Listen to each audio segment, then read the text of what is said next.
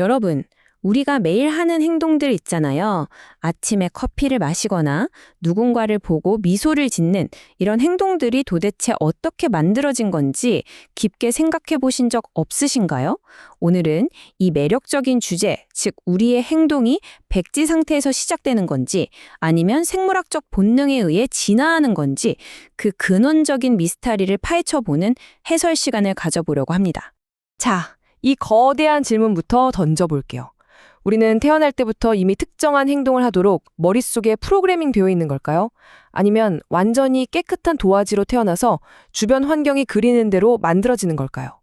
이게 바로 수많은 과학자들을 밤새우게 만든 논쟁의 핵심입니다. 누구는 환경의 전부라고 하고 누구는 타고난 본능을 결코 무시할 수 없다고 하죠.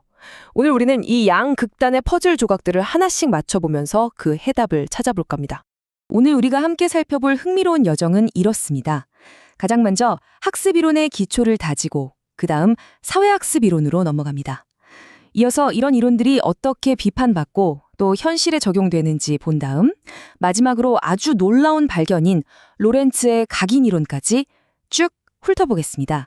그럼 가장 첫 번째 파트, 모든 것의 시작점이죠. 학습 이론의 기초로 바로 들어가 보겠습니다. 초기 학자들의 생각은 아주 단호했습니다. 그들은 인간의 발달에 무슨 특별한 단계 같은 건 없다고 봤어요. 소위 비단계 이론이라고 불리는데 인간의 행동은 오직 자극과 반응의 연합일 뿐이라는 겁니다.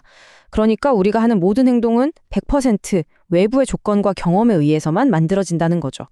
말 그대로 태어난 직후엔 백지 상태고 오직 경험만이 나의 행동을 결정짓는 절대적인 요소였다고 믿었던 겁니다. 이 단순하지만 강력한 아이디어가 어떻게 진화했을까요? 마치 탐정들이 단서를 쫓듯 3명의 거장들을 따라가 보죠. 1세대의 파블로프, 종소리와 개의 침 분비를 연결한 고전적 조건 형성, 다들 들어보셨죠? 이어서 2세대 왓슨은 여기서 한 발 더 나아가 이 원리를 유아 발달에 적용해서 인간의 행동을 예언하고 통제하려 했던 철저한 환경론자였습니다. 그리고 3세대 스키너에 오면 마침내 조작적 조건 형성이 등장합니다. 긍정적인 보상을 주면 그 행동을 더 자주 하게 된다는 오늘날까지도 엄청나게 쓰이는 바로 그 원리 말이죠. 자, 그런데 여기서 아주 획기적인 생각의 전환이 일어납니다. 두 번째 파트, 사회학습 이론입니다. 기존 학자들은 무조건 내가 직접 행동하고 보상이나 벌을 받아야만 학습이 일어난다고 굳게 믿었거든요. 그런데 엘버트 반두라라는 학자가 나타나서 판을 뒤집습니다. 아니다. 우리는 굳이 직접 안 해봐도 그냥 사회적 상황에서 다른 사람을 쳐다보는 것만으로도 배울 수 있다라고 말이죠. 누군가 어떤 행동을 하고 칭찬받는 걸 눈으로 쓱 보기만 해도 내 행동이 바뀐다는 건데 정말 혁명적인 발견 아닙니까? 반두라는 우리가 그냥 무턱대고 따라하는 게 아니라 머릿속에서 아주 복잡한 4단계를 거친다고 설명했습니다. 첫째, 누군가에게 시선을 딱 고정하는 주의 과정. 둘째, 그 행동을 머릿속에 기호로 저장해두는 파지 과정.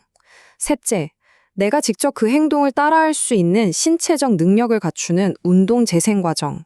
그리고 마지막 넷째, 진짜로 할지 말지 보상에 따라 결정하는 강화와 동기 단계입니다. 단순한 관찰이 아니라 안에서는 엄청나게 정교한 인지 과정이 돌아가고 있었던 겁니다. 하지만 세상에 완벽한 이론은 없잖아요. 세 번째 파트에서는 이런 이론들이 어떤 비판을 받았고 또 현실에선 어떻게 적용되고 있는지 살펴보겠습니다. 사실 여러분 중에서도 들으시면서 엥? 내 행동의 전부 환경이 조종한 결과라고? 하며 고개를 갸우뚱하신 분들 계실 겁니다. 학계에서도 똑같은 반발이 터져 나왔죠.